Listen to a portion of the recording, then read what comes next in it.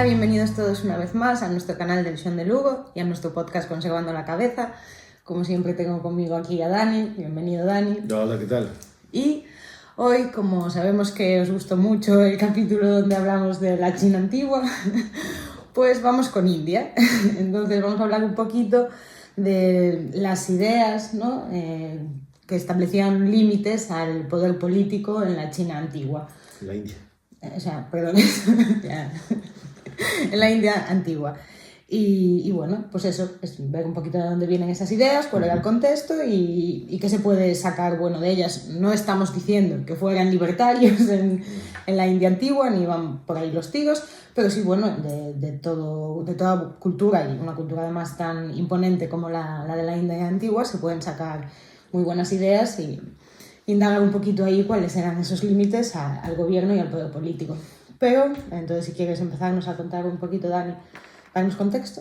Sí, bueno, pues principalmente eso que dices tú, que no es que sea ni un antecedente libertarianismo ni nada así, pero que sí que había determinadas restricciones o contrapesos que evitaban que el poder político pues pudiese crecer de una forma desmesurada, y entonces pues vamos a hablar de alguna de esas ideas.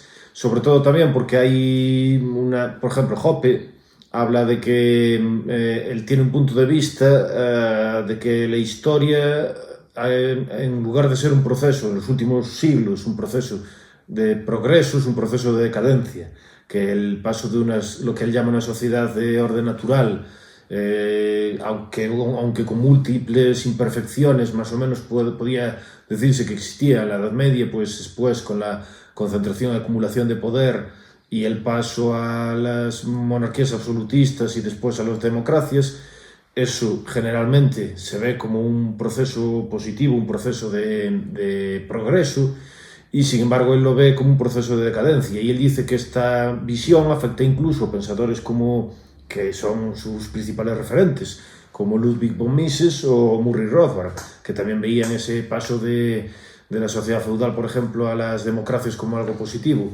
Y esto, desde mi punto de vista, también afecta a una idea que es la que se conoce como la del despotismo oriental, que se originó, bueno, hay distintos autores que hablan de esa idea, pero uno de los principales es Carl Wittfogel, que tiene la idea del despotismo hidráulico, de cómo determinadas sociedades conseguían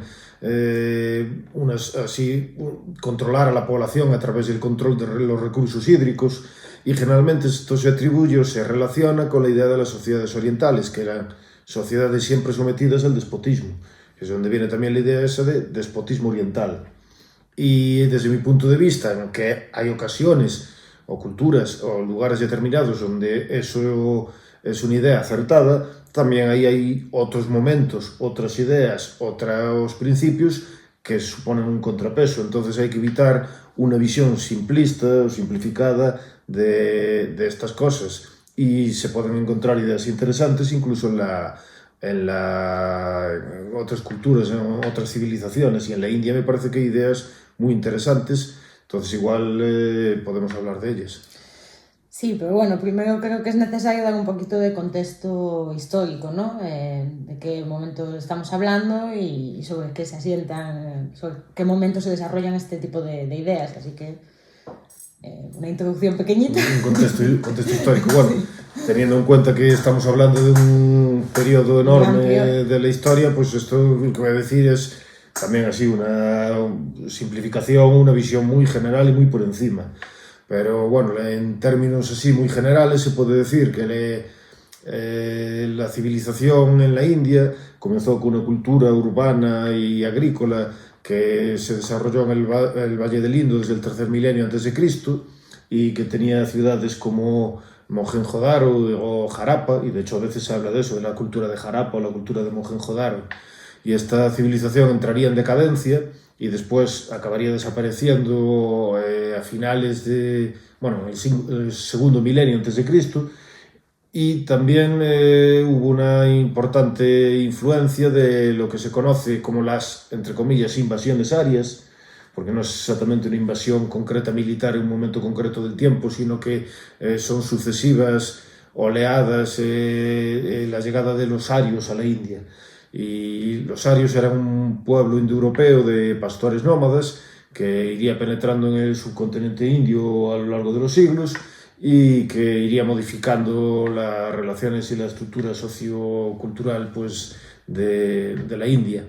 Los arios estaban organizados en tribus cuyos líderes eran jefes guerreros y que recibían así obsequios voluntarios como pago.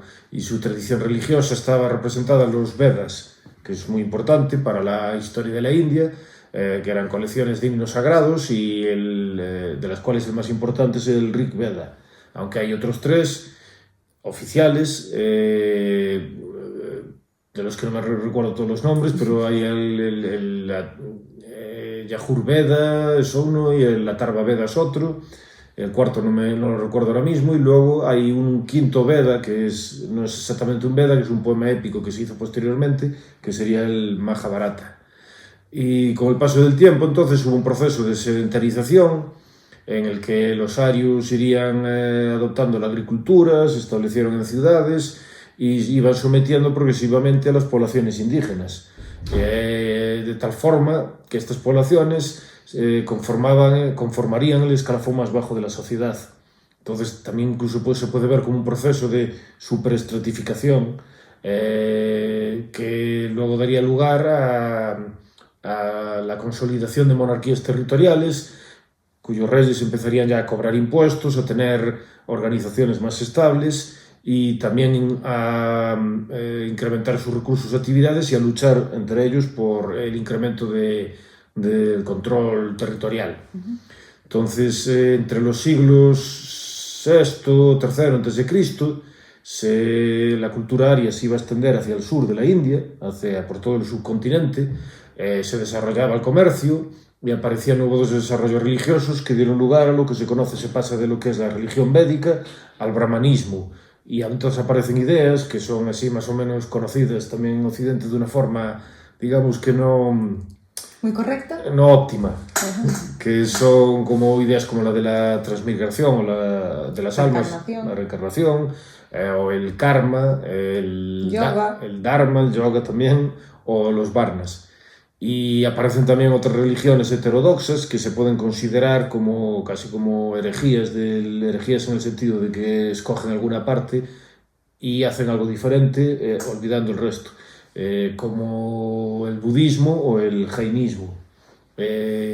Y también se componen en esta época pues esos poemas épicos, 2 poemas épicos muy importantes y además 2 de las grandes obras de la literatura universal, que son el Mahabharata y el Ramayana. Aunque bueno, son más bien así como obras colectivas y se desarrollaron a lo largo de muchos siglos y no alcanzarían su forma final hasta siglos más tarde. Y los reinos entonces además combatían entre ellos distintos reinos en estas épocas, y ese proceso de lucha entre los distintos reinos pues terminaría con la ascensión de la dinastía Maurya al trono de Magadha en el año 320 a.C., que establecería el mayor imperio de la India, llegaría a controlar casi, no totalmente, pero casi todo el subcontinente indio, a la vez que se producía un proceso muy importante de descentralización y un incremento de la burocracia. El primero de estos reyes pues, fue Chandragupta Maurya, pero probablemente el más importante es Ashoka. Y además, en esta época también se escribe una obra muy importante en política, que es el Arthasastra de Kautilya, que se dice que Kautilya fue un asesor de la dinastía Maurya y les ayudó a conseguir el poder. Pero después esta dinastía entra en decadencia y entre los siglos II antes de Cristo y IV después de Cristo se produce un proceso de fragmentación política una vez más, y el noroeste de la India estaría dominada por dinastías extranjeras o de origen extranjero y el resto estaría repartido entre diversos reinos regionales que una vez más pues estaban también en conflicto. A su vez había un proceso de sanskritización o de arianización con la extensión del comercio y las religiones índicas y la cultura brahmánica cada vez más hacia el sur de la India. Y en el siglo IV después de Cristo, en el año 320, se vuelve a producir más o menos una cierta reunificación que se produce con la dinastía Gupta, que que curiosamente el primer rey de la dinastía Gupta se llama Chandragupta, que es igual que el primer rey de la dinastía Maurya, que era Chandragupta todo junto. Por eso a veces hay confusiones bueno, gente que lee de estas cosas. Y la dinastía Gupta reunificaría sobre todo el norte de la India y establecería un gran imperio, pero era un imperio también muy descentralizado. No tenía un control total sobre los distintos reinos, sino que le permitía autonomía e independencia a los reinos. Eran como reinos tributarios, se pagaba un determinado tributo, pero le dejaba eran bastante laissez-faire. Y esta es la época, lo que se conoce como la época dorada de la cultura india. Y de la historia india. Fue un periodo donde hubo bastante prosperidad económica y estabilidad política, y también hubo un desarrollo muy importante de la cultura y de la religión. Y después, con la decadencia y caída de los Gupta, a partir del siglo VI, la India ya prácticamente nunca estuvo fragmentada en unidades políticas. Hubo un imperio un poco más pequeño, que sería el de Harsha, en el siglo VII, pero no habría nunca un gran imperio autóctono. A partir de entonces, cada vez que se produjo una unificación del subcontinente, sería con gobernadores extranjeros. Primero con las invasiones de los musulmanes, y después, en el siglo XVIII-XIX, con los británicos. Y así, entonces, podemos decir que la historia de la India se puede ver como un proceso de unificación y desgregación, que se repite en diversas ocasiones. Y, sin embargo, durante la mayor parte del tiempo, la existencia de un gran número de pequeñas entidades políticas independientes pues fue lo más normal. Y a pesar de que existía esta fragmentación, y de que la fragmentación política o la unidad política no es lo más habitual y no duró, no se prolongó a lo largo del tiempo, sin embargo siempre hubo como una unidad cultural, una unidad, un sentimiento así de unidad cultural y religiosa y social, que es lo que permitió que se conservase la civilización india a pesar de las numerosas invasiones extranjeras. Y entonces esto igual pues sirve como como introducción al agitado contexto histórico de estos siglos en la India. Y bueno, decías ahora lo de que hubo un nexo cultural, ¿no? Y precisamente digamos que de ahí pueden derivar estas ideas de estas delimitación del poder político, que vienen de la cultura, la religión propia de la India. Y entonces ahora me gustaría pues profundizar un poquito en de dónde vienen estas ideas, por qué se pudieron generar y cuáles son. ¿Qué ideas son interesantes para tener en cuenta de esta época de la India?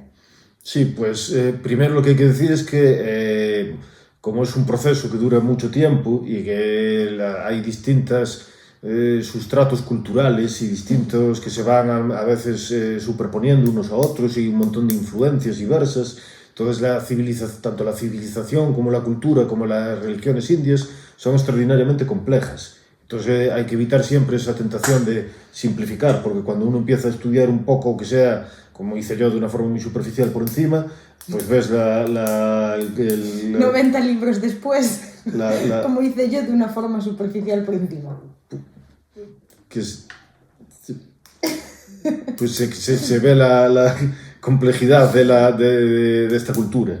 Entonces, en la idea, por ejemplo, de la religión, primero tenemos la religión aria o la religión védica, que era una religión más o menos más guerrera, más centrada. También había héroes, porque los arios venían siendo un pueblo indoeuropeo, y entonces tenía muchas de las características que otros pueblos indoeuropeos que aparecen, por ejemplo, que están en Europa o en otras zonas del globo, pues que comparten.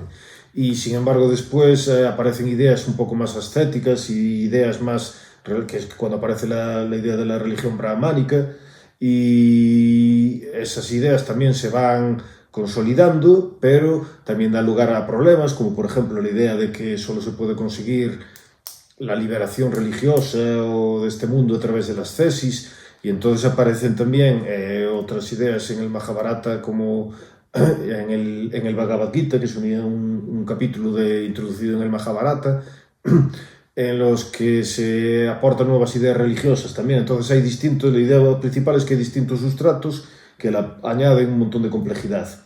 pero podemos decir que en lo que se conocería como el hinduismo clásico, pues existían cuatro principios u objetivos de la vida fundamentales.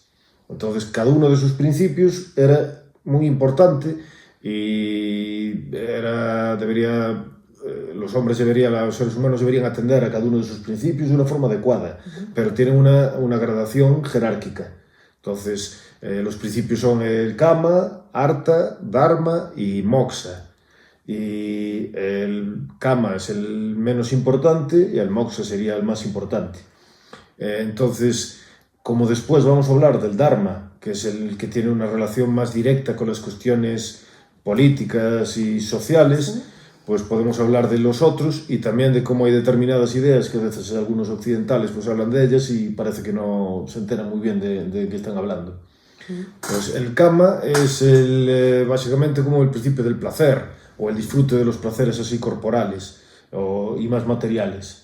Y todo el mundo lo conoce por el Kama Sutra. Fundamentalmente, sí, creo que es el libro de la civilización india que más probablemente que más se conoce. Aunque también sacado del contexto.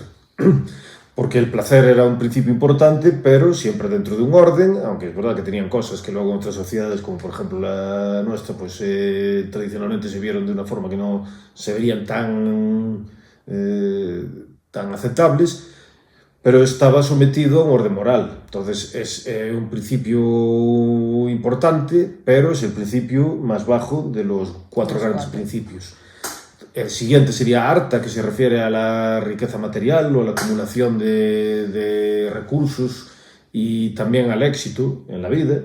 Y también hay obras importantes que normalmente se llaman Arthasastras. El más conocido es el Arthasastra de Kautilya.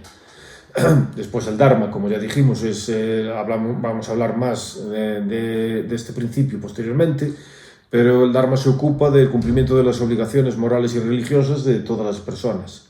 Y finalmente está el Moksha, que el Moksha consistía en la liberación de las cadenas de la existencia. Y era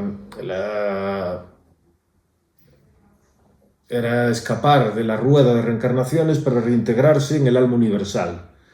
Que es un poco así, suena un poco así complicado en principio, pero bueno, podemos entrar en eso.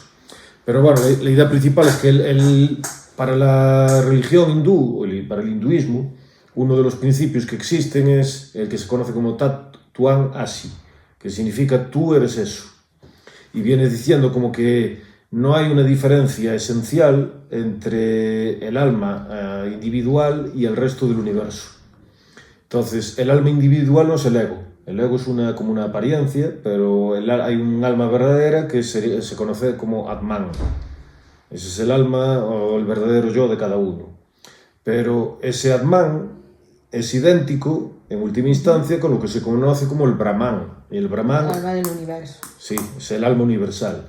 Entonces, cuando uno se da cuenta de que el Atman, cuando se da cuenta verdaderamente, no así de una forma superficial, de que el Atman se corresponde con el Brahman, se libera del ciclo de reencarnaciones y es capaz de ascender a un nivel superior de existencia. Es capaz, porque para los hindúes existía la idea de la transmigración de las almas, que cuando uno moría se reencarna constantemente dependiendo de circunstancias en una cosa, en un nivel superior, ¿no? Por lo que entendían un poquito por un nivel superior o un nivel inferior, dependiendo otra vez del comportamiento derivado de cómo te correspondías efectivamente, con otras cosas importantes de la religión. Efectivamente, ahí está relacionada la idea de karma, que es la idea más incomprendida, así cuando habla gente que quiere ser espiritual, soy espiritual, y a lo del karma. Pues el karma está relacionada con la idea de la transmigración de las almas. Entonces, quiere decir, si tú cumplías con tus obligaciones, con tu dharma, de una forma adecuada, acumulabas como un karma positivo. En esta vida que se correspondía o que se veía correspondido más bien en la siguiente, que no en esta tampoco. No. El karma te da lo que te devuelve lo que tú das. No, porque sí, pero en la siguiente reencarnación, sí, en la próxima. Exactamente. Acumulable en cada una. Exactamente, porque luego hay, por ejemplo, una serie americana, se llama Mi nombre es Earl, Y entonces en esa serie el protagonista dice es el karma, y entonces como se portó muy mal en su vida, pues tiene que portarse bien porque le pasan cosas malas porque se portó mal. Y hace una lista para resarcir su karma. Eso. Bueno, pues no, eso no es el karma. El karma no ocurre en la vida porque los indios no eran idiotas y veían que había mal en el mundo y que había injusticias. A personas buenas le pasaban cosas malas y al claro, revés. Y había... A personas que actuaban mal le pasaban cosas buenas. Entonces el karma afecta a la vida posterior. A la próxima reencarnación. A la próxima reencarnación. Entonces, si tú te comportas de una determinada forma, pues subirás, ascenderás en una jerarquía del ser. Y si no te comportas de una forma adecuada, pues te reencarnas en una rata, una cucaracha, lo que sea. O en una clase social más baja, o lo que sea. Y eso es el ciclo sin fin, hasta que... Es un ciclo sin fin. De hecho, está relacionado también con lo que se conoce como la idea de los yugas. Que los yugas son grandes eras en la historia y duran decenas de miles de años. Entonces, está relacionado con lo que se llama como el mito de las edades, que es un proceso de degeneración continua. Empezamos en un momento de la historia donde el mundo es verde y bonito y más noble, y la gente también es más noble y más buena, incluso más fuerte y más longeva. Y progresivamente se va produciendo una decadencia y degeneración progresivas. Pasamos por distintos yugas o distintas etapas hasta que llegamos a la última, que se llama el Kali Yuga. El Kali Yuga es la peor de etapas, la etapa más degenerada, donde hay más conflicto y más dolor y más sufrimiento. Y cada uno de estos 4 ciclos es un gran ciclo que se llama Mahayuga. Y entonces los Mahayugas también se repiten. Sí, porque les gusta la reiteración en el hinduismo. Sí, y también los grupos de 4 también es algo que se reitera. Entonces, por ejemplo, para los hindúes el universo tenía una edad de cientos de miles de millones de años, mucho más que la que tiene en términos científicos, reales, digamos, de 15.000 millones de años. Pues era muchísimo más largo. Entonces, la idea era que daba la impresión de agotamiento y de cansancio y reiteración. Sí, de nacer y morir continuamente y estar naciendo y muriendo y sufriendo continuamente. Entonces, de ahí la idea también del moksha, de la liberación, de escapar del ciclo eterno de reencarnaciones. Que es de las cuatro partes importantes. Principios, el principio más importante, el más elevado, exactamente. Y para alcanzar el moksha, pues había distintos métodos, estrategias, enseñanzas, una de las cuales, por ejemplo, es el yoga, que es otra de las cosas que así los occidentales que quieren ir de guays, pues a veces hablan de eso y no tienen idea de lo que están hablando. Que muchas veces los que dicen yo hago yoga, no está haciendo... Es gimnasia. Exactamente, estiramientos, pero si no estás intentando escapar del ciclo del samsara y alcanzar el moksha para reintegrar, que tu alma individual se reintegre con el Brahman, no estás haciendo yoga, estás haciendo otra cosa diferente que le llamas tu yoga porque te sale de las narices. Aparte que el yoga también a veces se relaciona con la idea de relajación. No sé, yo a veces lo escuché así, como idea de meditación y como poner en blanco la mente. Sí, pero en plan de relax. Sí. Y el yoga es concentración suprema. Es algo extraordinariamente difícil de conseguir. Y dirigida a una sola cosa. Sí, es como, por ejemplo, el yoga son distintos ejercicios encaminados a que el continuo monólogo de pensamientos que saltan de una cosa a otra se pare en un único objeto. A veces, por ejemplo, podía ser concentrarse en la punta de la nariz o concentrarse en el ombligo y no pensar absolutamente en nada más. Y vosotros intentad estar un minuto solo pensando en tu punta de la nariz y en nada más. Es de lo más difícil que hay que puedas hacer. 10 segundos estás pensando en qué hay de comer. Yo me dejé la luz apagada. Ahí no, espera, la punta de la nariz. O sea, que es concentración suprema, no es relax, no es relajación. Y bueno, entonces algunas de estas ideas también tienen relación con la imitación del poder, entre otras cosas porque se supone que el objetivo más importante de la vida es un objetivo trascendente, de escapar a este ciclo de las reencarnaciones. Entonces también supone en determinada medida una cierta limitación. Pero viene derivada de la anterior en la escala, de los principios del Dharma. Del Dharma, que el Dharma, si quieres, pues es el que podemos hablar ahora porque es el que tiene más importancia en de ese tipo sentido, social. Claro, tiene su porqué, es decir, si el moksha es lo que hay que conseguir, para que se pueda llegar al moksha se tienen que dar ciertas circunstancias, ¿no? En el mundo físico material, que faciliten esa consecución, esa ascensión al moksha. Bien, pues entonces estas vienen dadas por el Dharma y serían las que tendrían implicaciones de carácter político y es donde surgirían las ideas de limitación del poder. Cuéntame pues, más. Tell me more. Pues lo referente a la organización social, como dijimos, el principio más importante es el del Dharma. Que el Dharma no tiene una traducción directa, pero que se puede más o menos decir que se corresponde con la idea de ley o ley natural, sería una especie de traducción más o menos aceptable. Y se puede traducir como ley siempre y cuando no nos refiramos exclusivamente a lo que ahora se considera como ley, la legislación estatal para cosas criminales, por ejemplo, sino que incluía también las obligaciones de comportamiento, obligaciones morales y obligaciones religiosas. Y dentro de este conjunto de obligaciones existían algunas que eran generales, afectaban a todas las personas, y luego hay otras que varían según las condiciones sociales en que se encuentra un individuo en particular. Entonces, por ejemplo, había 4 grandes etapas de la vida que se conocen como asramas. Y desde que eres un niño pequeño que no tiene tantas obligaciones pero tiene que obedecer a sus padres, hasta que eres un adulto, hasta que eres un jubilado, y luego había una etapa última que era la de, supuestamente la que cuando eras muy mayor ya, pues tenías que retirarte al monte y pensar exclusivamente en las cuestiones de la liberación y en el moksha. Y además de estas 4 etapas diferentes de la vida, había también 4 grandes clases sociales, que no son castas, clases, que se conocen como varnas, y que seguramente son las más conocidas así para los de otras culturas.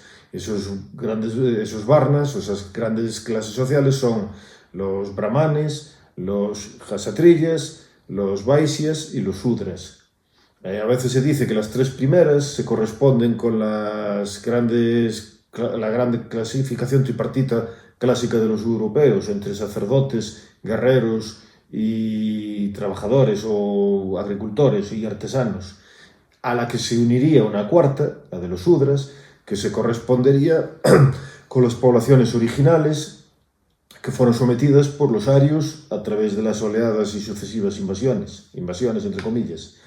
Y las 3 primeras clases, brahmanes, kshatriyas y vaisyas, son los que se conocen como esvillas o esvijas. La pronunciación la estoy diciendo como me sale a mí de las narices. Yo en mi sánscrito lo tengo un poco así... Pachucho. Sí, un poco. El acento me suena con acento de Delhi, a lo mejor. Entonces, los esvillas son los 2 veces nacidos. Y los shudras no podían nacer 2 veces porque no podían cumplir el conjunto de obligaciones rituales. Entonces, los varnas, es decir, las 4 grandes clases sociales, y los ashramas, las 4 grandes etapas de la vida, se combinan en lo que se conoce como el varnasrama dharma, que es el conjunto de obligaciones que dependen de las fases de la vida y de las clases sociales. Y según sea tu posición personal en el Varnasrama Dharma, se encuentra o se conoce tu Svadharma, que es tu Dharma personal, el conjunto de obligaciones que tienes tú de forma particular. Entonces, estas obligaciones morales, religiosas y sociales afectaban a todos, incluso al rey. Y de hecho hay muchos tratados que son del Rajadharma. El Raja es el jefe o el rey, y el Rajadharma es el Dharma o las obligaciones exclusivas que competen al rey. Algo de relación también curioso o gracioso, para mí me parece gracioso, en relación con esto del Svadharma o del Dharma personal, está en relación también con lo del karma. porque muchas veces está la idea esta de Disney, idea general de que el karma es pórtate bien y sé así bonito con los demás y no le hagas daños, y entonces ese karma es bonito y tal, y eso es una gilipollez, una cosa que no viene a cuento.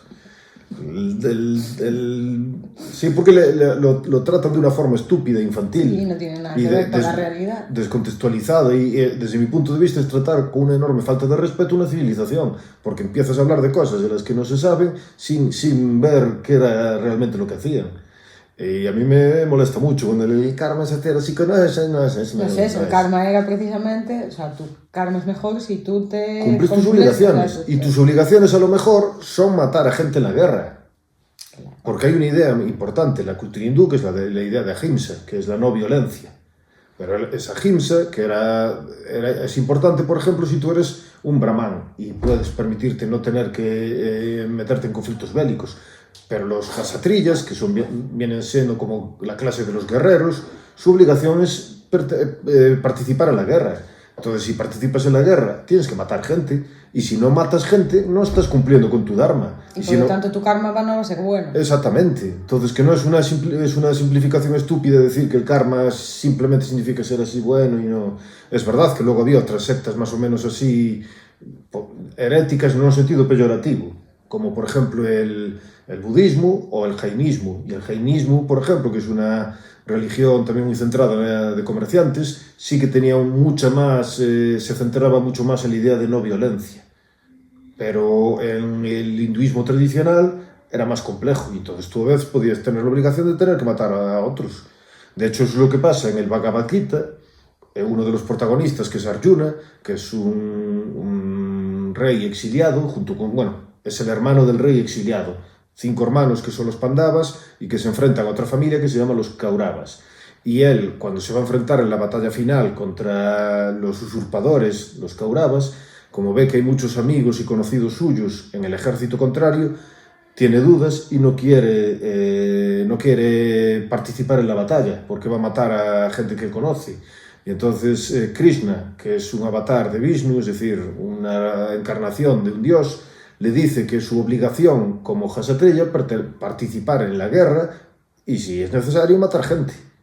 Entonces, en caso de que no lo hiciera, no estaría cumpliendo con su dharma. Entonces, como son obligaciones que afectan a todos, también afectan al rey, entonces el rey también está limitado por esto, y esto es muy importante. Por su propio dharma. Correcto, porque él no lo crea, él no puede, los reyes en la India no podían legislar, no creaban ley nueva, las leyes existían independientemente de la voluntad del rey. Aunque a los reyes se les acabó reconociendo la posibilidad de emitir decretos, los decretos no podían ir contra el Dharma. Además, había 3 fuentes del Dharma, 3 fuentes principales. La primera era la Sesruti, es decir, el conocimiento revelado, que podemos decir que serían como los Vedas. Luego estaban las Smriti, que es la tradición o el conocimiento revelado por los sabios a través de los Dharmasastras y Dharmasutras, que son tratados sobre el Dharma. Y luego estaban las Sadhakara, que son los usos y costumbres. Entonces, la complejidad que existía entre todas estas fuentes era enorme y tenía 2 ventajas. Por un lado, al decir que la ley es eterna e inmutable, eso impedía que el rey no creaba la ley, impedía que el rey pudiese hacer lo que le saliese de las narices. Y por otro lado, al incluir los sadhakara, los usos y los costumbres y las distintas tradiciones, permitía una gran flexibilidad en la interpretación de problemas concretos que podían variar a lo largo del tiempo. Entonces, daba lugar a que se permitiese la adaptación a situaciones nuevas, a la vez que se consideraba que la ley era eterna e inmutable. Y esto era una gran ventaja. Entonces, incluso hay autores que, por ejemplo, Rama Joyce, que es Justice Rama Joyce, pero Justice creo que es porque es juez, creo que no es el nombre así, Action Justice o Power, Max Power. Bueno, pues este autor dice que aunque a la gente se le aconsejaba que fuese obediente, que obedeciese al rey para tener una sociedad ordenada y una sociedad próspera, el rey no tenía libertad para hacer lo que quisiera, no era un rey absoluto. Entonces prácticamente no tenía poder para crear leyes y estaba obligado a comportarse y a gobernar de acuerdo con lo que decía el Dharma. Y de hecho existía también la idea del derecho de resistencia. Si el rey se comportaba de una forma tiránica, de una forma que no estaba de acuerdo con los principios, digamos, de esta ley natural, se le podía incluso llegar a matar. En el Mahabharata hay una frase que a mí me gusta mucho que dice que si el rey se comporta como un tirano, hay que matarlo como si fuera un perro rabioso, porque no se está comportando de forma adecuada. Y entonces la capacidad, es decir, al existir la creación de la ley, tanto la creación de la ley como la interpretación de la ley, y estar fuera de las manos del rey, y al no existir un monopolio y no existir una burocracia encargada exclusivamente de interpretar estas cosas, eso permitía que los reyes, aunque tenían poder, porque tenían también ponían impuestos, pero no eran reyes despóticos, tal como los plantea la hipótesis esa del despotismo oriental, y esta es una idea muy interesante. Toda esa idea que establece que las normas vienen de una fuente trascendente o de una fuente exterior a la del ser humano, siempre plantea una gran limitación al poder político. Y luego había otras ideas, como por ejemplo otras cosas, relaciones culturales, como por ejemplo lo que ahora o los occidentales llamarían castas. Si quieres podemos hablar de eso. Sí, porque bueno, es otra idea que está bastante equivocada o retorcida, por lo menos, ¿no? Está muy mal visto en las sociedades actuales democráticas occidentales, esa idea de castas, esas diferenciaciones así.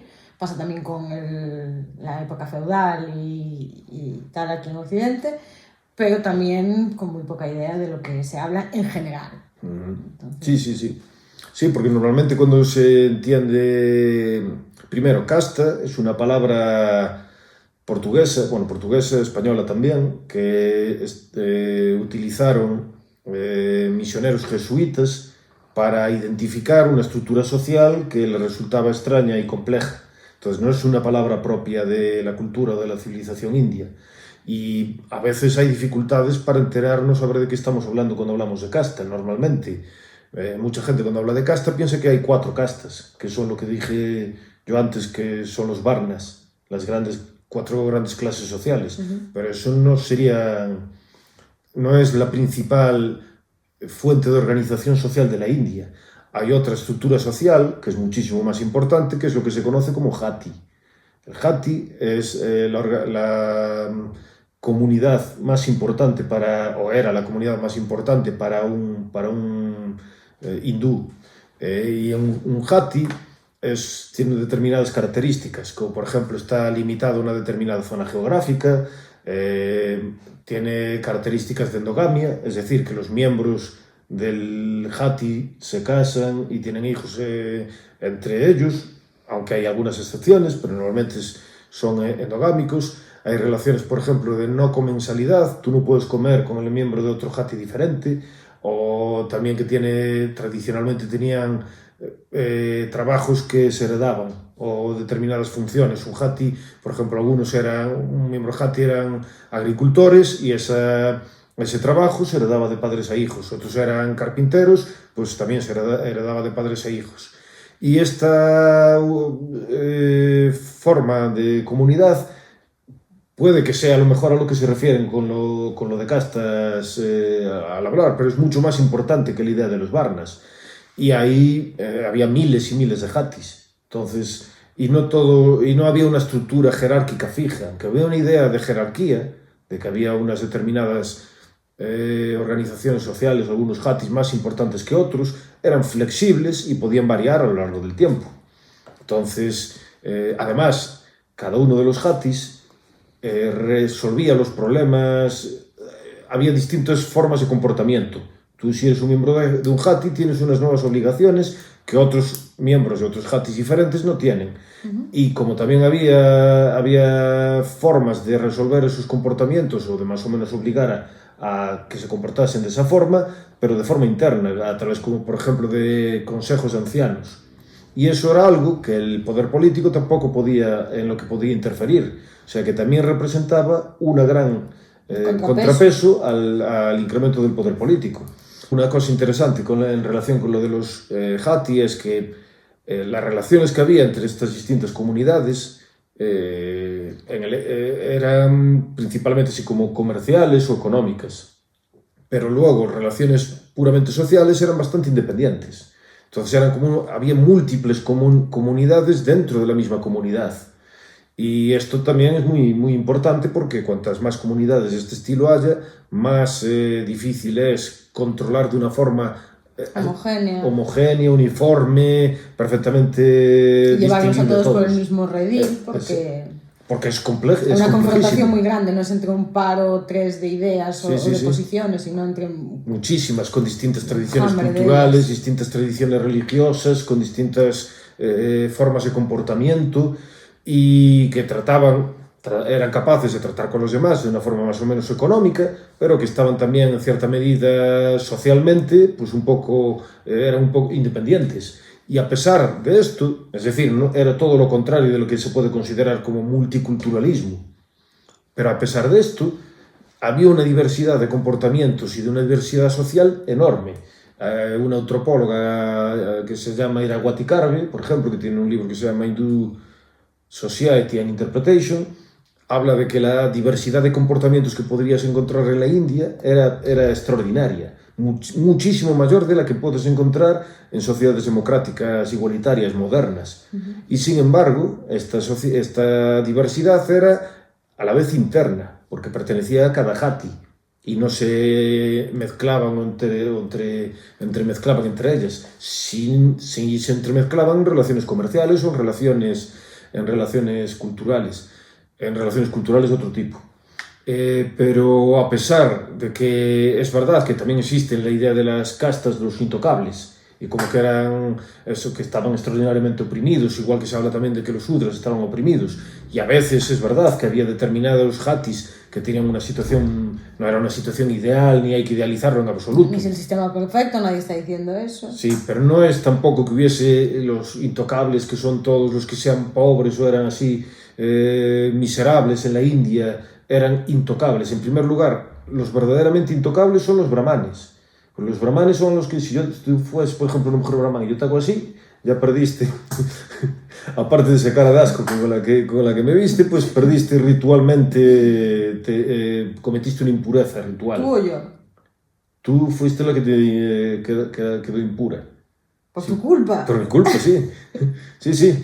Por eso son los realmente intocables. A los que no puedes tocar son a los brahmanes. Eso lo explica Alain Danielou en uno de sus muchos libros, que es un erudito francés que fue a vivir y a estudiar allá en la India, pasó mucho tiempo en la India. Y uno de sus libros, por ejemplo, para entender los 4 principios, es Virtue, Success, Pleasure and Liberation.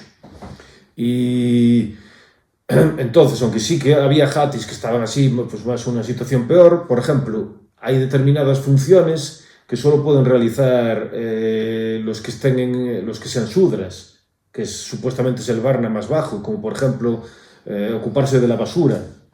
Y gracias a eso, en la India moderna, muchos de los sudras se hicieron millonarios, porque son los únicos que se pueden ocupar de funciones extraordinariamente importantes como la de las basuras. O sea que no hay una relación directa entre una situación social y una situación económica.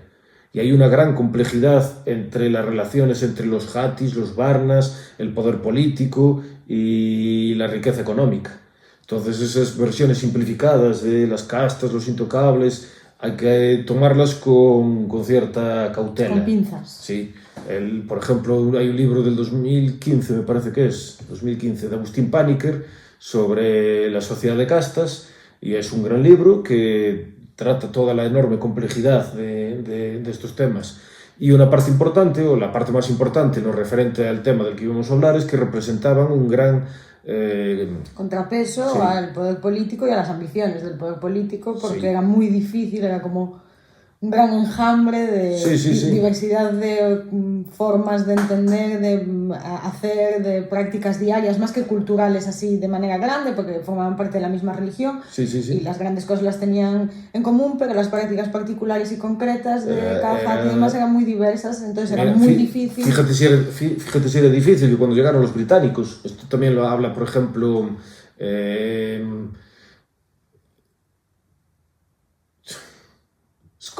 James C. Scott, Seeing Like a State, cuando habla de que el Estado intenta ver como si fuera todo organizado y burocrático y uniforme.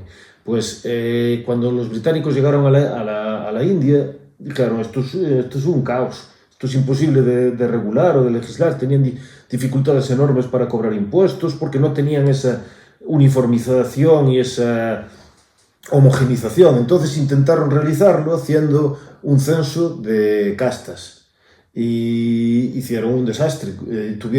Fue una forma de intervención social que tuvo consecuencias muy negativas en la India.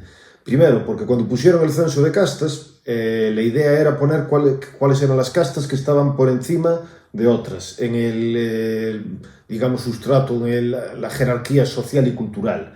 Pero eso era algo que antes no era fijo y estable y eterno, y que estaba sometido también a discusión.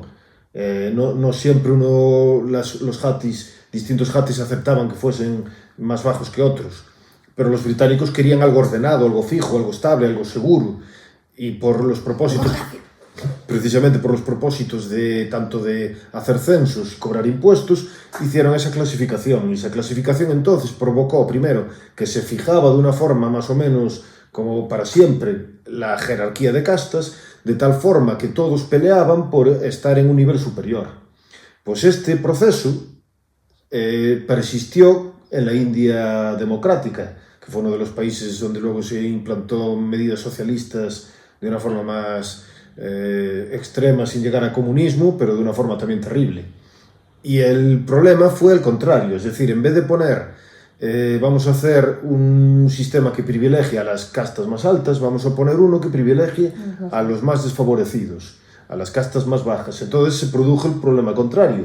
Todos se peleaban por pertenecer a la casta más desfavorecida, al jati más desfavorecido, porque le daban subsidios o le daban determinados privilegios. Y de hecho se produjo, antes de lo que vemos, de lo que está sucediendo ahora, por ejemplo, en Estados Unidos, esa competición por a ver cuál era la víctima más oprimida.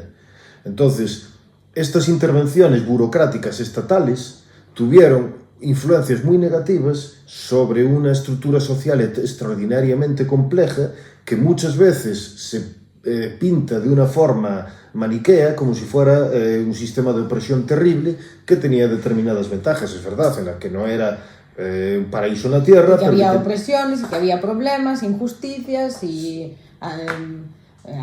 crímenes contra lo que entendemos como los derechos de propiedad. Pero que tenía también una mayor complejidad cultural y que tenía ventajas en evitar... Y otros límites y contrapesos al poder político que hoy no existen en la India. Entre otras cosas, hacía prácticamente imposible la creación de un Estado monopólico moderno.